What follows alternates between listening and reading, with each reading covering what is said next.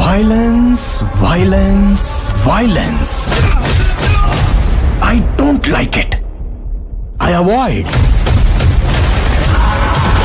But violence likes me. I can't avoid. जय हिंद दोस्तों, KGF chapter 2 के रिलीज होने के बाद से सोशल मीडिया पर हर जगह इस फिल्म की जोरों शोरों से चर्चा हो रही।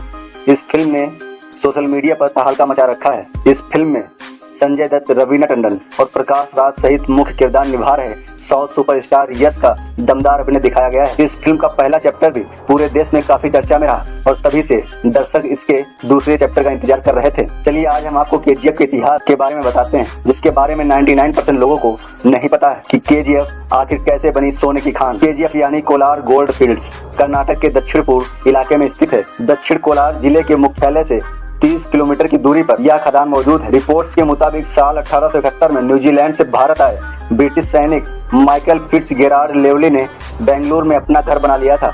उस वक्त वो अपना ज्यादातर समय पढ़ने में ही गुजारते थे। इस बीच उन्होंने सन 1804 में एशियाटिक जर्नल में छपे 4 पन्नों का एक लेख पढ़ा, जिसमें कोलार में पाए जाने वाले सोने के बारे में बताया गया था। इस लेख के चलते कोलार में उनकी दिलचस्पी बढ़ गई। इस विषय पर पढ़ते पढ़ते लेवली के हाथों ब्रिटिश सरकार के लेफ्टिनेंट जॉन वॉरेन का एक लेख लगा। लेवली को मिली जानकारी के अनुसार सन 1799 की श्रीरंगपट्टनम की लड़ाई में अंग्रेजों ने टीपू सुल्तान को मारने के बाद कोलार और आसपास के इलाकों पर अपना कब्जा जमा लिया था। उसके कुछ समय बाद अंग्रेजों ने यह जमीन मैसूर राज्य को दे दी, पर कोलार की जमीन सर्वे के लिए उन्होंने अपने पास ही रखी।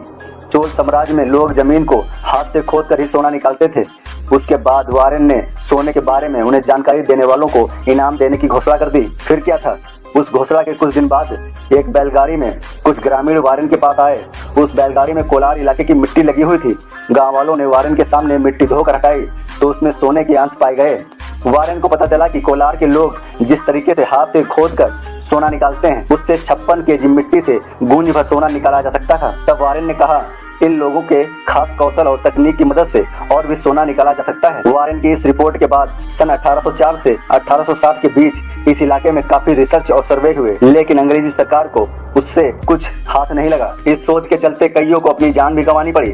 उसके बाद वहां पर होने वाली खुदाई पर प्रतिबंध लगा दिया गया। दरअसल सन 1871 में वारेन की रिपोर्ट पढ़कर लेवली के मन में कोलार को लेकर दिलचस्पी जागी। लेवली ने बैलगाड़ी में बैठकर बेंगलुरु से कोलार की 100 किलोमीटर की दूरी तय की। लेवली ने वहां पर करीब 2 सालों तक शोध करने के बाद साल 1873 में लेवली ने मैसूर के महाराज से उस जगह पर खुदाई करने की इजाजत मांगी। लेवली को कोलार क्षेत्र में 20 साल तक खुदाई करने का लाइसेंस प्राप्त हुआ।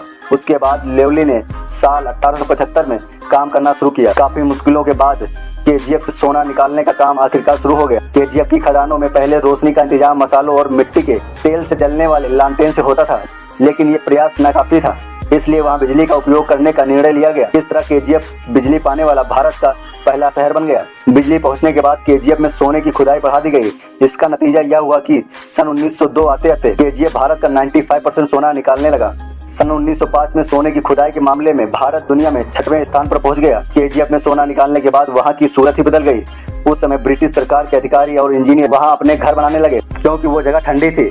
डेक्कन हेराल्ड के अनुसार वहां जिस तरह से ब्रिटिश अंदाज में घरों का निर्माण हुआ, उसके चलते केजीएफ को मिनी इंग्लैंड कहा जाने लगा। सन 1930 के बाद इस जगह पर 30,000 मजदूर काम करते थे। उन मजदूरों के परिवार आसपास बने झोपड़ियों में ही रहते थे। केजीएफ में खनन 121 सालों से भी अधिक समय तक चला। साल 2001 तक वहां खुदाई होती रही। एक रिपोर्ट के मुताबिक उन 121 सालों में वहां की खदानों से 900 टन से भी ज्यादा सोना निकाला गया। दोस्तों, केजीएफ का इतिहास जानकर आपको कैसा लगा, कमेंट सेक्शन में लिखना मत भूलिएगा। और ऐसी ही अमेजिंग वीडियो के लिए लाइक, शेयर, सब्सक्राइब करना न भूलें।